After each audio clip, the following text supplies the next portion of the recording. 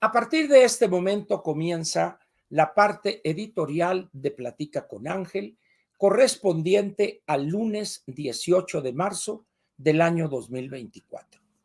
Voy a comenzar con comentar o dar respuesta a una pregunta que me hizo mi sobrino Ricardo González antes de empezar el programa. Si quieres leer, por favor, esa pregunta. Ahí te va. Creo que sería bueno que mi tío Ángel nos aclare la... Creo que sería bueno que mi tío Ángel nos aclare la mente. Nos aclare la mente. La duda es la siguiente. La duda es la siguiente. Mucho se habla de la elección y de los candidatos, pero ante la falta de interés... Mucho se habla de las elecciones, de la elección y de los candidatos, pero ante la falta de interés en la cosa pública, siento que mucha gente no sabe qué es un político. Entre signos de interrogación. ¿Qué es un político? ¿Qué es y para qué sirve un político? ¿Qué es y para qué sirve un político? ¿Por qué son importantes? ¿Por qué son importantes? ¿Por qué debemos elegirlos? ¿Por qué debemos elegirlos? ¿Qué cualidades debemos buscar en ellos? ¿Qué cualidades debemos buscar en ellos? Y sobre todo entender que los ciudadanos somos sus jefes y sobre todo entender que sus jefes somos nosotros los ciudadanos y estamos contratando sus servicios a través de las elecciones. ¿Es correcto? Muy bien. Quise comentar o dar respuesta a esta inquietud de Ricardo antes del tema central que he preparado para hoy. Vamos a ver. En una democracia, para no decir en situaciones anteriores, pero en una democracia hay una institución que es fundamental, que existe, que está presente en las sociedades democráticas y estará todavía durante muchísimos años. Es el partido político. El partido político es el instrumento que las sociedades en cada país han creado, han construido para poder resolver un problema central: el cambio legal, legítimo y pacífico de un gobierno al otro de manera totalmente aceptada por la sociedad y respetando la legislación vigente. Para ese objetivo tan importante en una democracia es que la sociedad misma creó o inventó, si gustan ustedes, los partidos políticos. Muy bien. Sin embargo, producto de la ignorancia, pero también de la falta de seriedad, de conocimientos, de capacidad, de experiencia, pero sobre todo de honradez de buena parte de la clase política, los partidos políticos se han ganado el descrédito de los ciudadanos. Perdón, el desprecio de los ciudadanos y el descrédito, la falta de credibilidad. Ahora bien, ¿qué es un político? Un político en términos generales, vamos a decir un político profesional, es aquella persona cuyo trabajo es, valga la redundancia, ser político. Es una persona que le gusta el poder, que lo seduce el poder y que lo busca, y una vez que lo obtiene, no quiere irse. Ahorita va a ser diputado, mañana va a ser presidente municipal, después diputado federal, luego diputado local, quizá más allá senador y luego gobernador y en un descuido hasta precandidato a la presidencia de la República. La actividad de un político, entonces, para lo que vive él, en lo que piensa, en lo que sueña, es estar en una posición relevante en la estructura del sector público. Ahora bien, eso no es algo deleznable. Se requiere personas que sepan hacer política. ¿Y qué significaría hacer política? Una persona que esté, por ejemplo, en al frente de un gobierno estatal, pues lo más probable es que sea un político profesional. Alguien que antes fue senador, 2 veces diputado, quizá presidente municipal 1 o 2 veces. Es decir, que ya tiene una carrera en el servicio público a través de su labor en diferentes puestos de la estructura del sector público, sea en alguna posición del poder legislativo o el poder ejecutivo. Muy bien. Esa persona, cuando anda buscando ser gobernador, se parte de una idea que a veces es equivocada, que la experiencia que tiene, los resultados que ha obtenido durante su encargo, lo califican para ser un buen gobernador, como estamos diciendo aquí. En términos generales, eso podría ser cierto. ¿Por qué? Porque esta persona tendría experiencia en la administración del poder político. ¿Qué significa eso?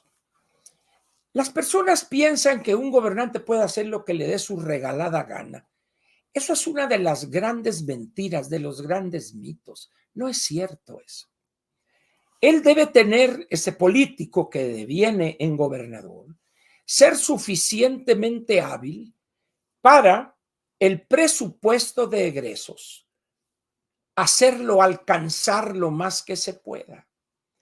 Y entonces tiene que enfrentarse él a una realidad económica central. Los recursos siempre son escasos y las necesidades son abundantes.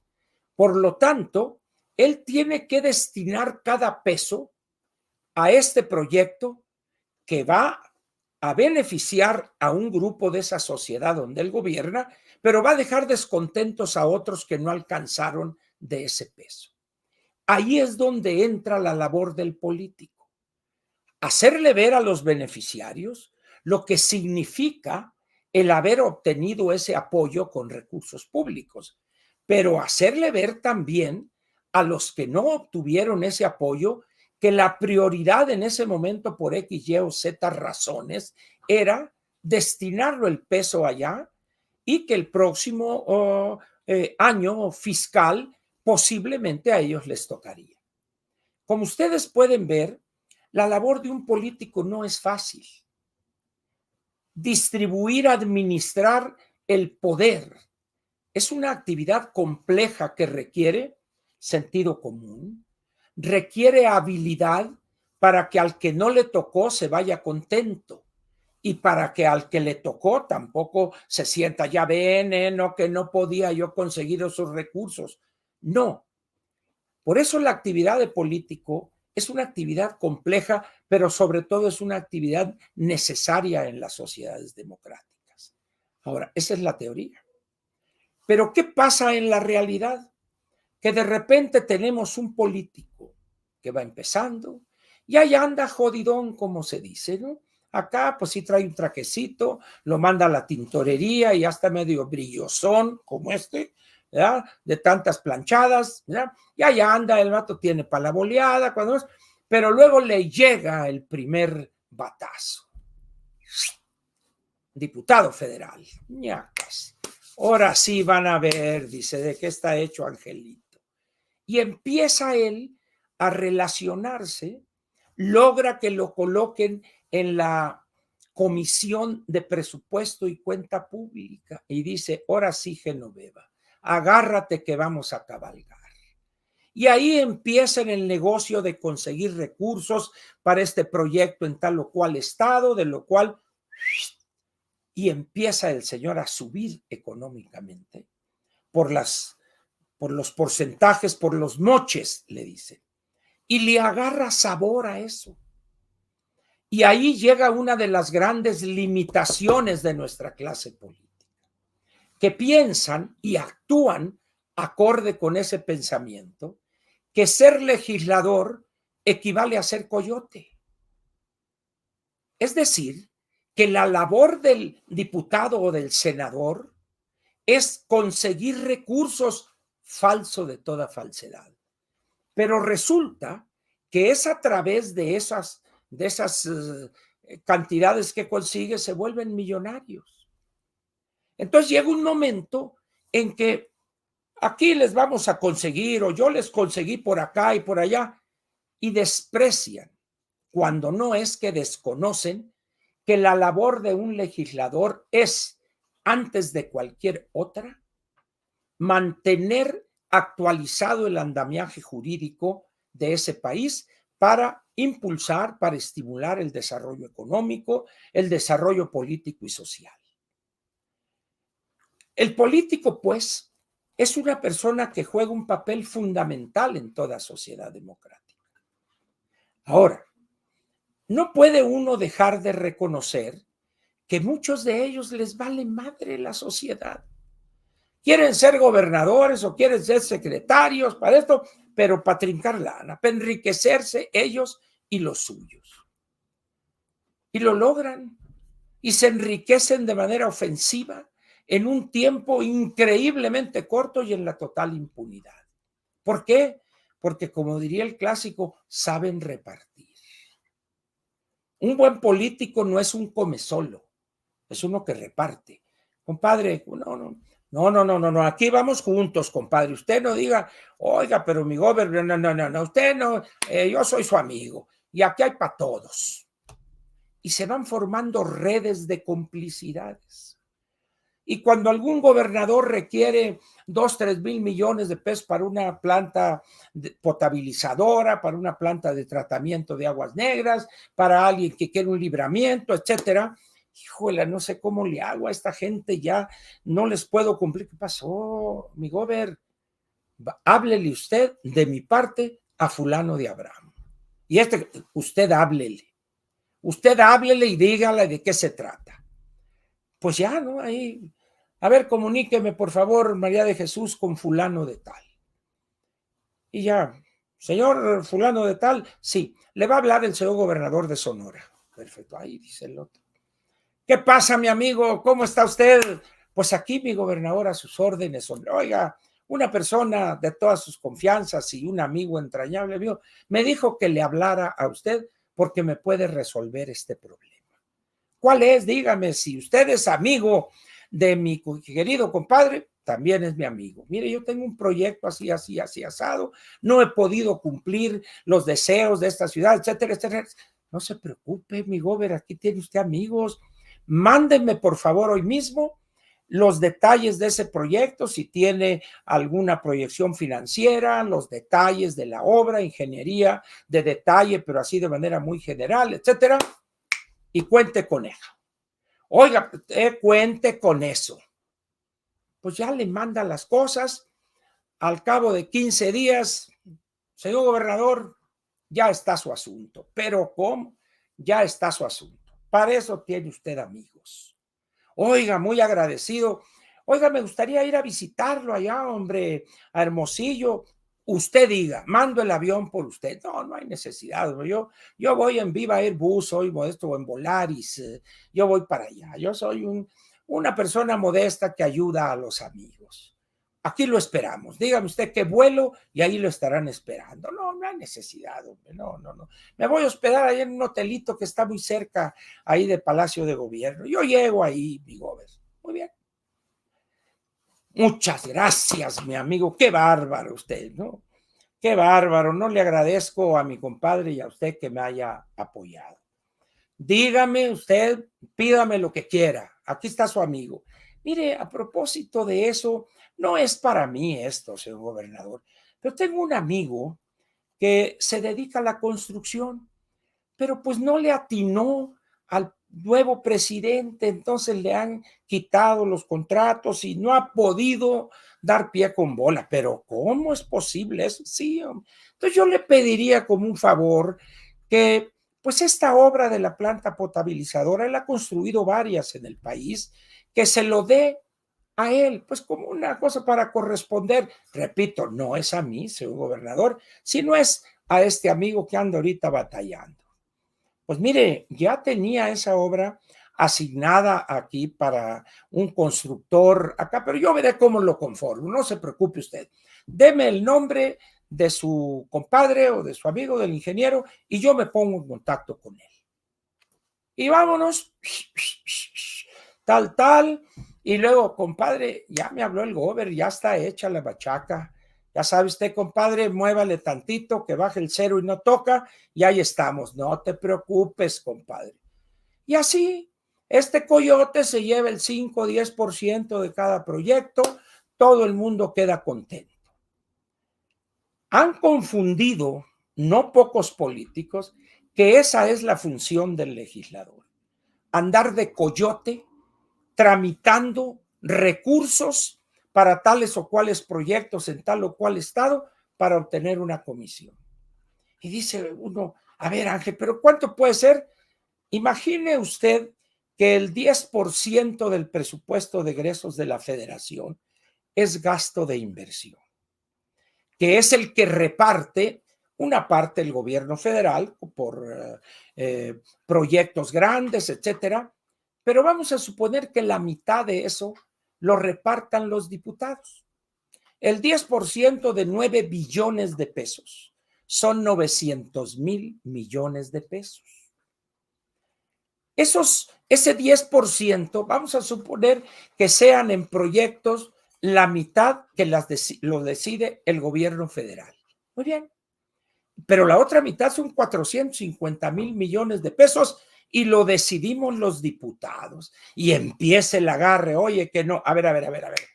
¿Cuántos diputados tiene su partido? No, pues que tiene 84. Eso viene siendo el 16%, menos del el 16%. Si son 450,000, te toca el 16%, 70,000 millones de pesos en proyecto. Distribúyelos tú y así. Y entonces se genera una especie de lonja mercantil. Y llega, hemos obtenido un apoyo importante para el municipio de Cajeme. Hemos obtenido tantos millones de pesos para el libramiento y evitar que los trailers dañen la carpeta asfáltica de las calles Jalisco y Sufragio Efectivo. ¡Ah, bravo! Y así, esto se repite en todo el país. Pero si alguien llega y le dice, oiga, diputado, pero mire, hay alguna ley que está en un artículo que está provocando un daño a los agricultores. No, luego vemos eso, vaya a mi oficina allá en México. Toma. De tal manera que los diputados y los senadores, aun cuando no es función de ellos, pero se arreglan con algunos, y viven buscando cómo obtener recursos, coyotes simplemente. Y el andamiaje jurídico, ahí sigue durmiendo el sueño de los injustos. Pero eso es una tergiversación, una degradación de la tarea de un miembro del Poder Legislativo. Pero eso no le resta importancia a la labor del político. Por el contrario, se hace más evidente en la medida en que el andamiaje jurídico es obsoleto, caduco, acedo, pero a los diputados y los senadores eso les vale. ¿Sabe por qué? Porque el Ejecutivo es el gran legislador en este país. Elabora las iniciativas y se las envía y no le cambian ni una coma. Entonces dice, no, pues ya que me envíen en la ley, yo la apruebo, pero él sigue con sus actos de coyotaje. Entonces, eso le quita méritos a un político. No. Lo que pasa es que esas personas se aprovechan del puesto y de la labor de un político para robar, para obtener comisiones de los recursos públicos que logran obtener para tal o cual gobierno estatal, municipal, etcétera, etcétera. Ahora bien, ¿quiénes son los jefes de esos políticos? Normalmente se entiende que son los partidos políticos, pero en la práctica lo son los partidos políticos, porque ahí, en esas dirigencias de esos partidos, está la decisión para hacer los candidatos a tal o cual puesto de elección popular. Y a veces también, pues les toca ahí de aquel gran pastel, pues a veces les toca un sobrecito de pingüinos, un gansito o una cosa de canelitas o lo que sea. ¿Por qué? Porque en esos ambientes para todos hay. A unos les alcanza para una botella de champaña, de las buenas, a otros para un prosecco y a otros hasta para un tonallán, pero hay para todos. Y los que están abajo, ya en la cruda del tonallán, dice, pero el año que entra viene la mía. Y así, y ahí se van. Y en tanto ellos siguen haciendo ese coyotaje, el ejecutivo es el que legisla. Entonces, estamos aquí ante una situación peligrosa porque se ha desvirtuado la labor de los legisladores y se han convertido en coyotes, en buscadores de recursos, en vez de ser los que estudien las limitaciones del andamiaje jurídico y presenten iniciativas para actualizar ese andamiaje jurídico. Esa es la labor de los políticos en el caso del poder legislativo. Y en el caso de los políticos en el poder ejecutivo, pues estamos aquí ante alguien que debe saber de finanzas públicas, que debe saber de materias importantes y su estado, por ejemplo, la agricultura es importante, debe conocer al menos las generalidades de la actividad agrícola, sea para el consumo interno o para la exportación, si es minero, ganadero, turístico, etcétera, etcétera. De tal manera, pues, que la tarea de un político es una tarea importante, es una tarea fundamental en toda democracia. Por eso yo les pediría que justiprecien la labor de un político del verdadero, del que entiende cuál es su función. Los otros, pues no voy a decir que los desprecie, pero pues no haga esfuerzo alguno porque van a seguir haciendo eso. Por desgracia, pues, la labor de un político se ha convertido en la labor de un coyote, de un conseguidor. Qué lamentable es, pero es reflejo de lo cavernario de nuestra actividad política. Ese es el gran problema que tenemos. Entonces, ¿qué le puedo decir al respecto? Lo primero, ya para terminar, es que los políticos son nuestros empleados, no son los empleados de los partidos.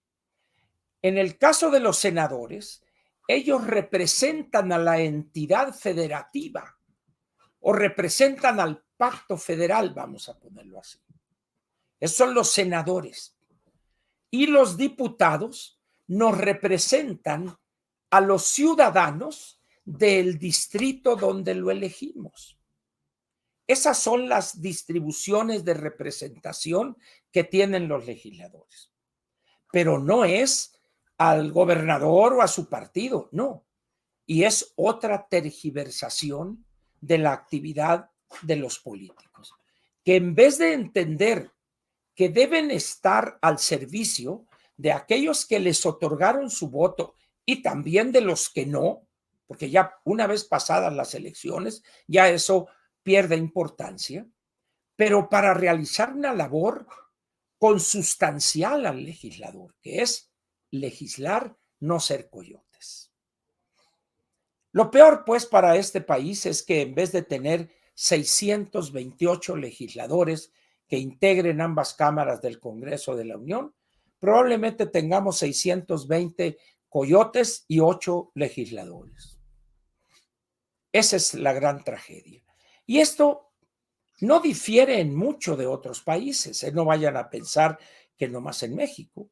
En Estados Unidos es bien conocida la labor que realizan algunos representantes para obtener dinero público para carreteras, para esto, para lo otro. El pork barrel, o sea, órale, sacar dinero. Y en los otros países también. La diferencia es que allá el nivel de corrupción es menos burdo. Es menos burdo, menos corriente, diría. Aquí es, pero abiertamente. ¿Cuánto va a dar aquel? Tas, tas, tas. Y quizá termino diciendo lo siguiente, que en tanto no entendamos la labor de un legislador y que ellos, una vez elegidos, no entiendan cuál es su papel, seguirá perpetuándose por muchos años el considerar que un legislador en el ámbito federal o en el ámbito subnacional, como dicen en el ámbito estatal, solo sirven para hacer coyotaje, obtener recursos y que les den de ahí su respectivo moche. Muy bien, eso es la primera parte. Ahora vayamos al tema central. El editorial de hoy lo he titulado así: ¿había necesidad de eso? Repito, el título de la parte editorial central hoy es ese. ¿Había necesidad de eso? ¿A qué me refiero? Una de las conductas que se dejan ver en aquellas personas a medida que se les acumulan los años es la desvergüenza, el cinismo. Hay muchas personas que durante su juventud y su madurez posterior fueron personas dignas, que mantuvieron ciertas posturas y que ante esto o lo otro se mantenían ellos dignos, responsables, pero a medida que van avejentándose, van perdiendo la vergüenza y se prestan a una serie de cosas que lo único que hacen es exhibirse y echar por la borda toda una vida con cierta dignidad. ¿A qué me refiero aquí? Seguramente ustedes vieron hará unas 2, 3 semanas, una cosa así, una foto donde el ingeniero Cuauhtémoc Cárdenas recibió o se reunió con la anticientífica y creo que también con la señora Brugada. Y dice uno, ¿pero cómo es esto? Pues, ¿qué no recuerda el ingeniero cómo trataron a su hijo, a Lázaro? Que luego lo corrieron y que un puesto por allá no sé dónde, pero el hecho es que lo trataban, lo ningunearon, entonces se fue y ya se perdió en el anonimato. Y eso lo sintió Cuauhtémoc en carne propia, pero allá anda de glúteo veloz con la Claudia, con la Brugada, pero luego llega al extremo de este candidato a la gubernatura del estado de Puebla, el senador con licencia Alejandro Armenta. Alejandro Armenta era, en aquel escándalo del Gober Pechocho, ¿se acuerdan ustedes?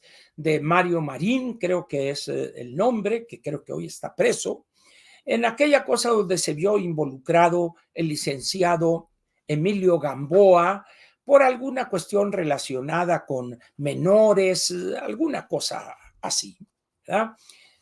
Y ahí se generó eso del Gober Pechocho, ¿no? Que las botellas y que esto y que etcétera. Pues el señor Alejandro Armenta era funcionario con ese gobernador, tan cercano que era su secretario particular. Llega, deja el PRI, se mete a Morena, fue senador por Morena y ahora es candidato al gobierno de Puebla. ¿Y saben ustedes con quién se reunió Cuauhtémoc Cárdenas Solórzano? Con esa persona impresentable, Alejandro Armenta. Y dice uno, oiga, ingeniero, que ya usted está chochando a tal grado que no sabe quién es esta persona. Lo sabe, pero no le importa. Pero luego, hoy, en un aniversario más de la expropiación de los bienes de las empresas petroleras, donde se va y se pone una ofrenda floral ahí en el Monumento a la Revolución, donde están los restos del general Lázaro Cárdenas del Río. ¿Y con quién piensan ustedes que se presenta ahí el ingeniero Cuauhtémoc Cárdenas? Con la anticientífica Claudia Sheinbaum Pardo. Y luego declara, me invitó a que efectivamente la apoyara porque simpatizo con su plan de energía y vamos a ver en la industria petroquímica. Y dice, ingeniero, la poca vergüenza que le quedaba a usted ya desapareció. ¿Cuál plan energético? ¿Cuál industria petroquímica? Pero llega un momento, como decía al principio, que ya de viejos pierden la vergüenza. Es como aquellos borrachines, aquellos alcohólicos, que durante su etapa de madurez, pues sí, se encuetan, pero mantienen la vertical, diría un amigo, ¿no? Andan ahí. Pero a medida que se van acumulando los años, pierden el recato mínimo, elemental, y están pisteando y luego pasa una mesera y le quieren agarrar aquellito, luego devuelven el estómago porque no les funcionó y dicen, este estómago no me sirvió, denme otro nuevo, y andan ahí todos cochinos y dice uno, políticamente hablando, así está el ingeniero Cárdenas hoy. ¿Qué necesidad tiene? Pues él ya tiene un apellido que no ha hecho nada por el apellido, pero es hijo del gran Tata Lázaro, pues. ¿Qué necesidad tiene de andar cobijando a impresentables como Alejandro Armenta o la Brugada o la Sheinbaum? Dice uno, ¿no tiene usted un mínimo sentido de la decencia, ingeniero? No lo tiene. ¿Por qué? Pues porque ha de pensar que le van a dar contratos con la nueva presidente si llegare a ganar la anticientífica. Esto que les estoy comentando es una cosa más común de lo que imaginamos. Ahorita hablamos del ingeniero Cárdenas por la notoriedad del personaje. Oye, pues nomás falta que vaya a dónde, pues que vaya a echarse un café con Martí Batres, porque va para allá. Qué vergüenza, pues. Por eso el titular, el editorial de hoy es, ¿había necesidad de eso? No.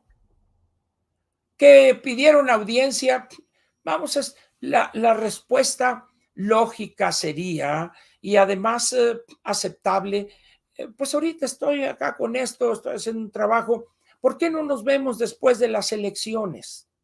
¿Por qué dígale por favor a la doctora que será para mí un gusto reunirme con ella, pero le pediría que por el momento estoy dedicado a cierto trabajo, estoy reuniéndome con grupos.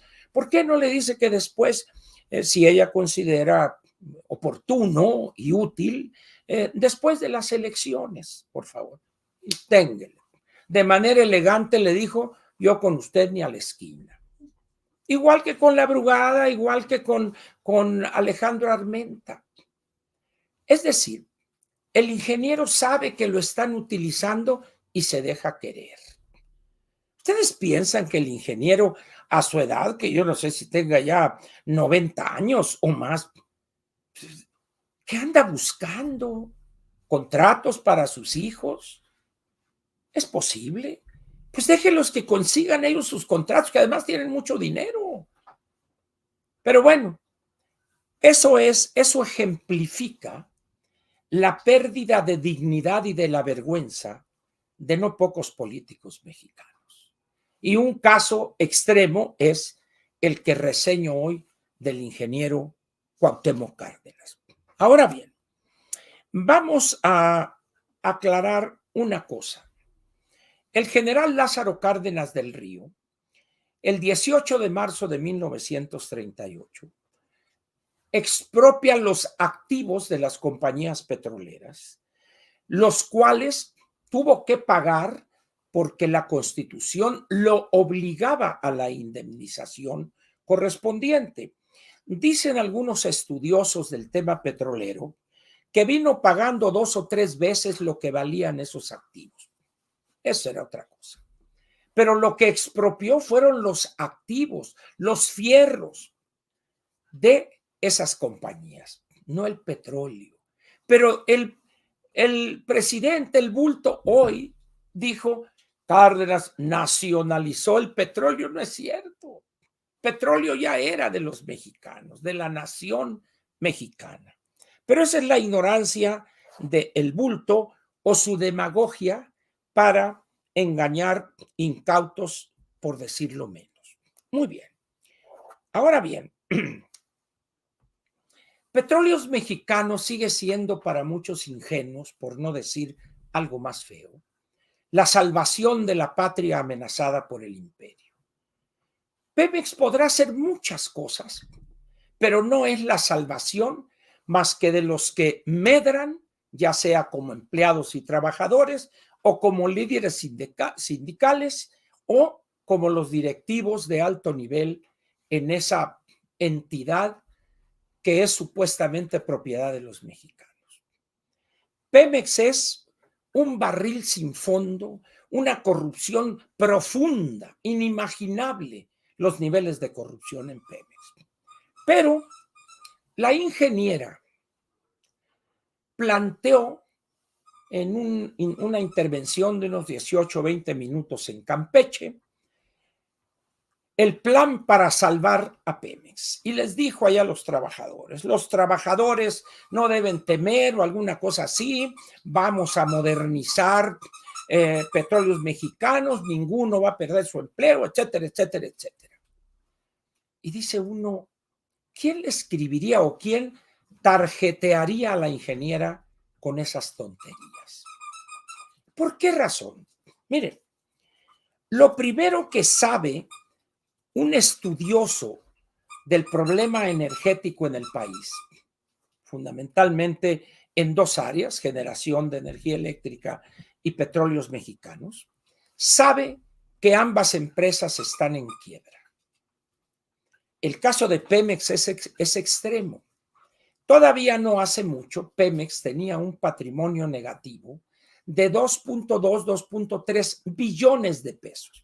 Ojo, patrimonio negativo, es decir, que si quisiéramos vender Pemex, tendríamos que pagarle al comprador 2.2 billones de pesos para que agarrara todo ese fierrero, junto con empleados, pasivos laborales, etcétera.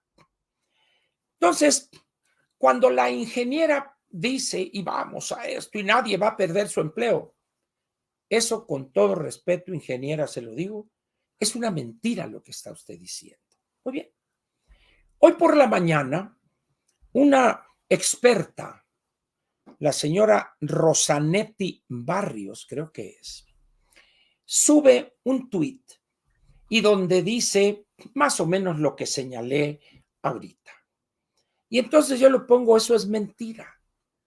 Petróleos Mexicanos es una empresa en quiebra, no tiene salvación, no tiene remedio, patrimonio negativo, contrato colectivo que no tiene sentido, el sindicato, etcétera, etcétera. Entonces, contesta la experta Rosanetti. Dice, cuando usted quiera y donde quiera, puedo explicarle el plan del ingeniero. Está en el Twitter, ahí está eso. Entonces yo le contesto, ¿por qué no explica usted esos elementos en este espacio, es decir, en el Twitter, para que todo el mundo lea y se entere de cuál es la visión que tiene la ingeniera Xochitl Gálvez?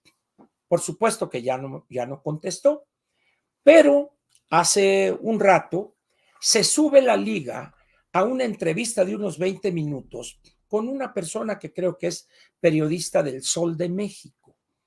Y el título es algo así como los detalles para salvar Pemex o algo así.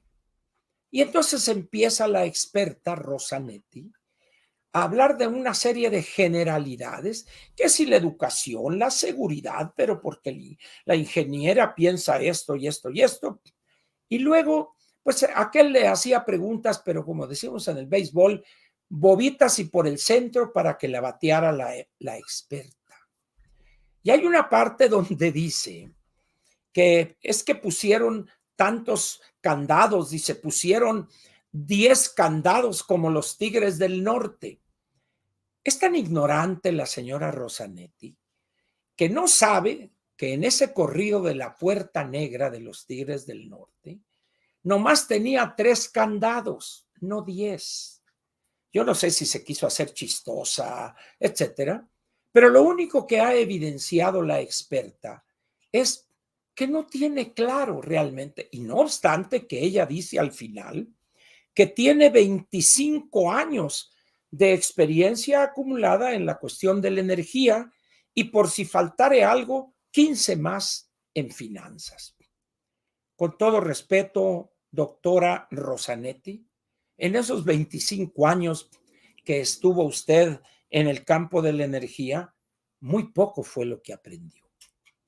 Para empezar, ¿no ha revisado usted concienzudamente, y si lo ha hecho, no entendió los estados financieros que cada trimestre da a conocer, obligado por la legislación, Petróleos Mexicanos? Ahora bien, ¿quiere usted entenderle un poco? Mire, yo le digo con todo respeto, siga o platique con Gonzalo Monroy y Víctor Ramírez. Enciérrese con ellos para que no diga tantas tonterías como dijo usted hoy en ese programa o en esa entrevista radiofónica. Ahora bien, nomás para que vea usted lo que le estoy diciendo y la gravedad del asunto. Hace poco, en el equipo de la ingeniera, se dio a conocer este documento, que le llaman propuestas, pero no son propuestas, son una serie de ideas sueltas. Bueno, la experta Rosanetti dijo que era de gran importancia la energía y que la energía para acá, etc. Muy bien. Uno habría esperado que, de ser cierto eso en la mentalidad de la ingeniera, pues la energía, tomando en cuenta el impacto que tiene en la atracción de inversión, etcétera, etcétera, pues estuviera después de la seguridad, que es el elemento principal para poder tener algo para las demás prioridades, vamos a decir. Pero no, resulta que la energía viene siendo, ahorita les voy a decir a ustedes, el lugar 26 de los 28 grandes temas. Y dice uno, si tan importante es la energía, pues póngale en el lugar 2, 3, 5 si quiere, pero no en el lugar 26. Aquellos que se molestan cuando yo digo esto, que revisen aquí donde dice energía y es las propuestas de la 324, ahorita le voy a decir, a la 336. 13 propuestas y ahorita las vamos a ver. Pero en el lugar 26 de las 28. Lo que me da a mí a veces risa es que quienes me reclaman de esto ni siquiera han leído el documento, ni siquiera lo han leído. Por eso yo les pediría a aquellos que se lanzan, no, es que tú estás diciendo cosas y luego las utilizan para criticar a la ingeniera. Bueno, yo no, ¿quién soy yo para impedirle a alguien que tome clips de lo que yo digo y las use para lo que sea? Yo le pediría a esas personas que me reclaman algo muy sencillo. ¿Por qué en vez de reclamarme a mí o reclamarle a esas personas que utilizan parte de lo que yo digo, por qué no le dicen a los que dicen babosadas que corrijan o que estudien los temas antes de decir tonterías? Pero vayamos a las propuestas del gran tema 26 del equipo que dio de lo que dio a conocer el equipo de la ingeniera. Propuesta 324. Aceleraremos la transición hacia las energías renovables para que disminuyamos nuestra dependencia a los hidrocarburos y podamos generar electricidad a partir del sol, el viento, la energía geotérmica y las demás fuentes renovables. Una aclaración nada más que es semántica. No van a poder generar energía a partir del sol, sino es a partir de la luz del sol. Pero bueno, dice uno, ¿es nuevo esto? Pues no, hombre. ¿Es una propuesta esto? Pues tampoco. Pues es un planteamiento general. Bueno, simplemente la ley ahí está. En todo caso, ¿por qué no dicen haremos respetar la ley para que la Comisión Reguladora de Energía, la Comisión Nacional de Hidrocarburos o quien sea, autorice en trámites sencillos, cortos, esto, pero no? Bueno, 325. Apoyaremos a la ciencia mexicana para fomentar la innovación energética y así poder aprovechar los beneficios de la relocalización, supuestamente de la nueva panacea, el nearshoring. Se estima que podemos generar 800,000 empleos dignos y bien pagados cada año, únicamente por fomentar las energías renovables. Quítenle las semillas, por favor. 800,000 empleos nada más en ese campo. Dice uno, ¿qué les pasa? Diría Héctor Suárez, que en paz descanse. La 326. Administraremos con profesionales y con gente capaz y honesta, CFE y Pemex, para que se orienten a producir con la mayor calidad y al precio más bajo posible lo que necesitan las familias mexicanas y la industria, con criterios de productividad, sustentabilidad, rentabilidad y eficiencia, para que así contribuyan al desarrollo nacional. Bueno, no voy a meter en la redacción, que es muy tonta, pero ¿qué va a hacer con los corruptos, con los incapaces, con los recomendados, con esto y que no es la bola de ratas que están en ambas? ¿Qué van a hacer? ¿Los van a liquidar? ¿Los van a correr? ¿Les van a fincar responsabilidades? Porque aquí dice que van a llevar a otros. Si lo que sobra, gente, que lo que sobra en Pemex y CFE es gente.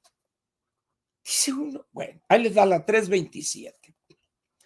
A fin de cumplir con los recursos necesarios en el desarrollo del energético y no desviarnos de temas fundamentales como salud, educación, seguridad y justicia, promoveremos la participación privada del marco de nuestras leyes. A fin de cumplir con los recursos. ¿Cómo se cumple con un recurso? Ingeniera, ¿qué no hay alguien que haya terminado la primaria y sepa redactar? Qué vergüenza esto. Pero bueno. 328. Particularmente en el caso de CFE, fortaleceremos sus tareas de transmisión a fin de que no te falte energía. No permitiremos más retrasos en el desarrollo de la transmisión y distribución eléctrica. ¿Por qué no me dice cómo y no me dice de dónde van a salir los recursos para construir las líneas de transmisión que este gobierno dejó de construir? 329. Constituiremos las reservas mínimas necesarias de gas, gasolinas y electricidad. ¿Cómo van a construir una reserva de electricidad? ¿Cómo le hacen? Porque usted sabe que la electricidad es un fluido de electrones. Vamos a tener ahí en un tambo, ahí vamos a tener, a ver, pásame la electricidad, sí, con aquí, agarra el tambo este. ¿Quién? A ver, Rosanetti, ¿por qué no revisó usted la redacción de estas tonterías que están aquí? Pero luego dicen algo más. Ahí les va. Promoveremos el federalismo energético para que cada estado contribuya a la política energética nacional. Asimismo, de ser necesario, que pueda cada estado desarrollar sus propias políticas energéticas de acuerdo a sus necesidades y posibilidades. ¿Y la Constitución? ¿Dónde está la reforma constitucional para otorgarle a los gobiernos estatales estas facultades? Nada dicen. 331. Vamos a desarrollar el sureste del país al dotarlo del gas que necesita la industria para fortalecer y que hoy les niegue el gobierno. Pues qué bueno. ¿Con qué dinero? ¿Dónde está el dinero, los miles de millones de dólares para construir los gasoductos del gas que nos viene de Estados Unidos, fundamentalmente de Texas? ¿Dónde están esos recursos? Bueno, 332.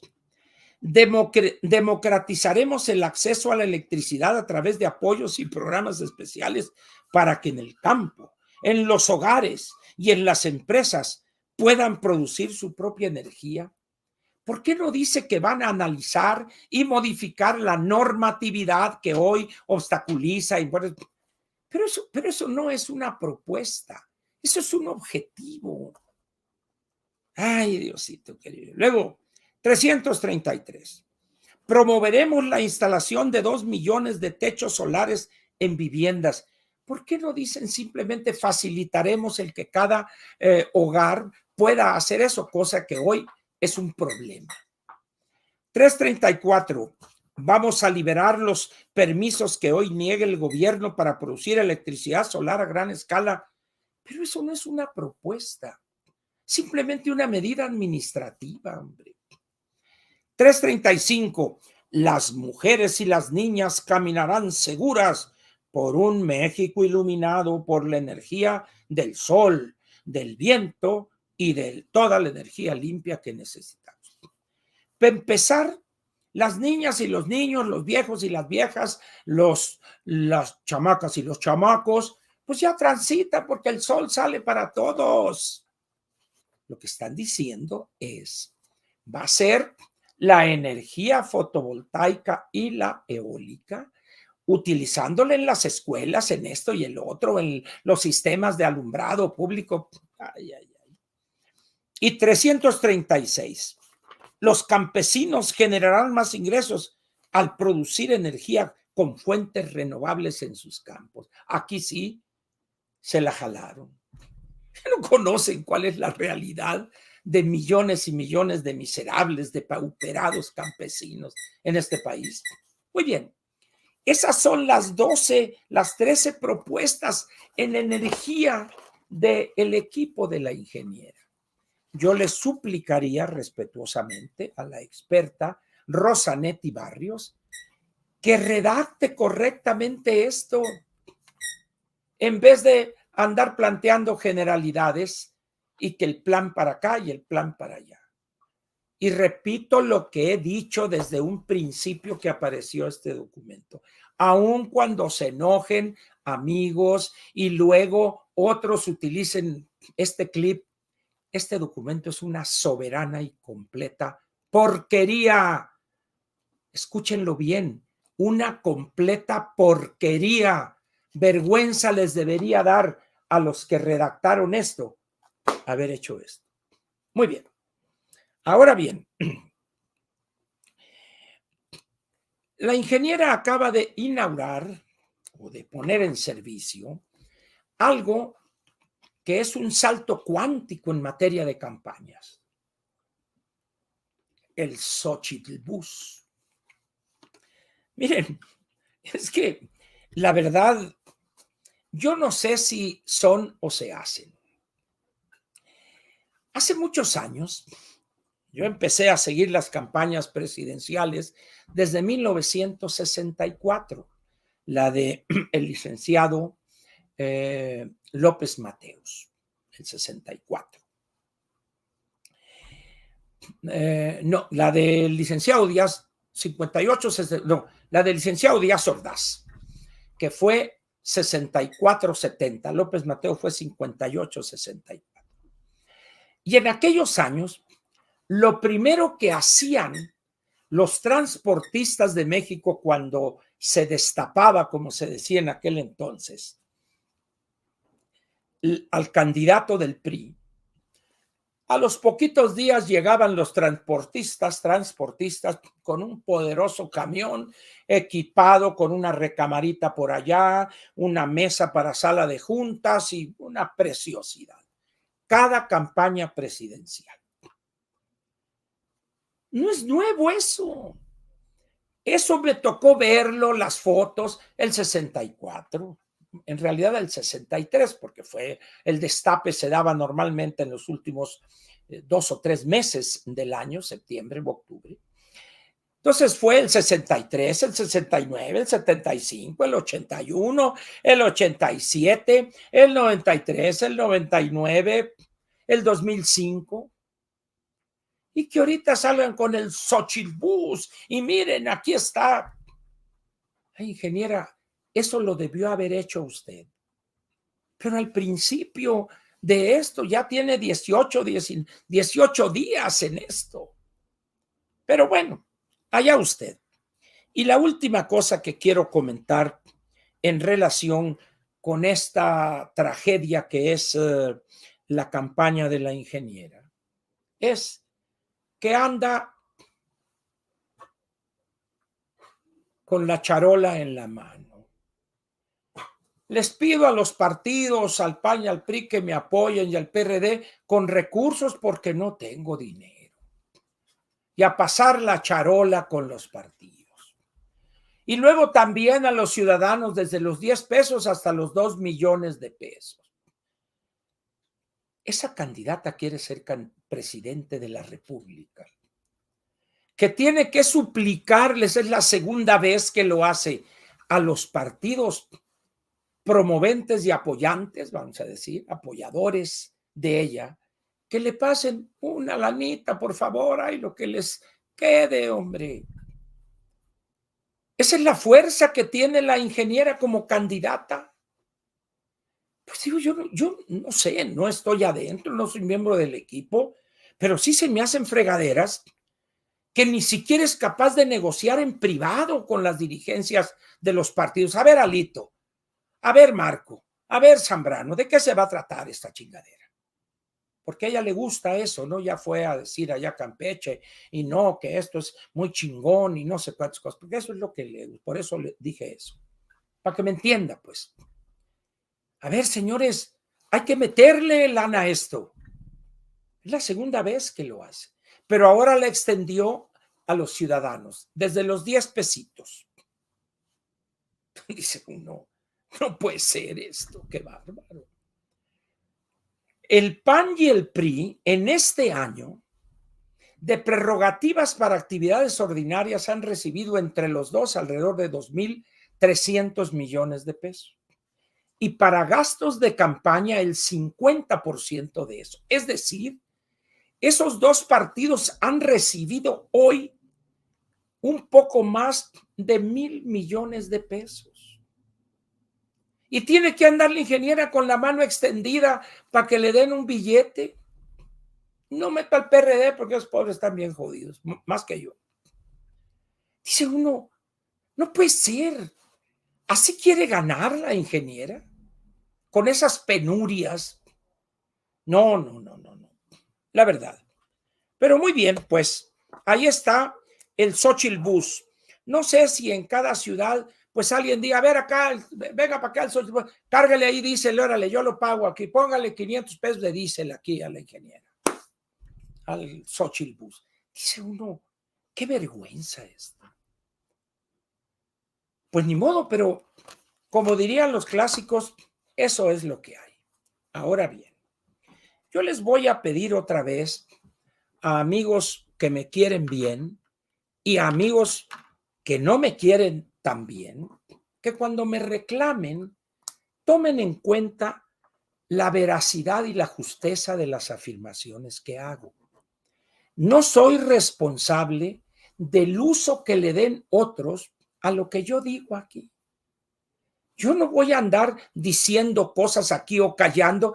Es que alguien puede grabar esto, separarlo y luego atacar a la Xochitl. Eso, pues que defienda la Xochitl y su equipo, que defiendan ellos su punto. O esos amigos que me dicen que ellos salgan en el Twitter o en el Facebook a exponer posiciones, esto que dice fulano de tal, no sé qué, está mal, sacó de contexto las posiciones de Ángel, lo que quieran. Pero resulta que me echan el caballo encima cuando deberían en todo caso. Vean el ejemplo este de las viviendas de los jóvenes, porque ahora ya el PRI ya subió a 35 años. Y en el caso de subir a 35, es que la verdad no tenemos remedio, ¿no? Miren, híjole, es que me da hasta vergüenza decirlo, carajo. ¿Sabrán en el PRI cuántos millones de ciudadanos mexicanos tienen entre 18 y 35 años. Vamos a ver si encuentro aquí a la mano. Sí, aquí está. Vamos a ver. Corte al 7 de marzo en territorio nacional. Vamos a ver. De menores de 30 años son 22 millones. Le voy a agregar los de 30 a 35. De 30 a 34.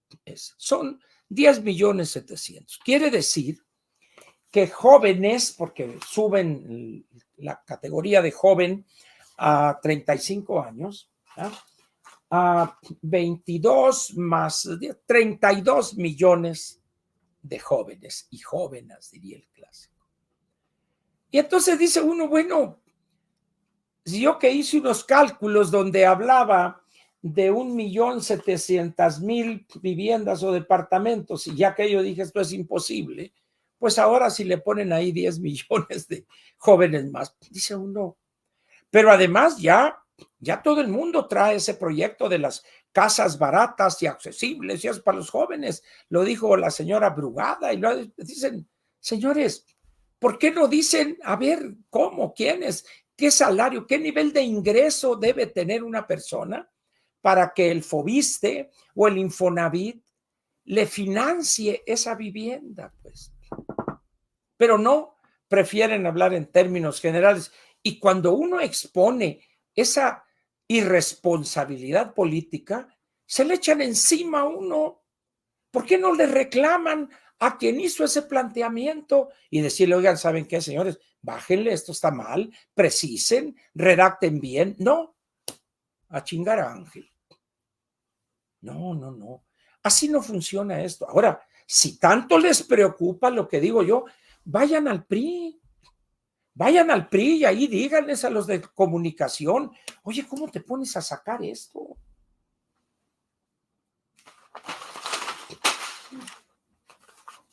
Aquí está, miren.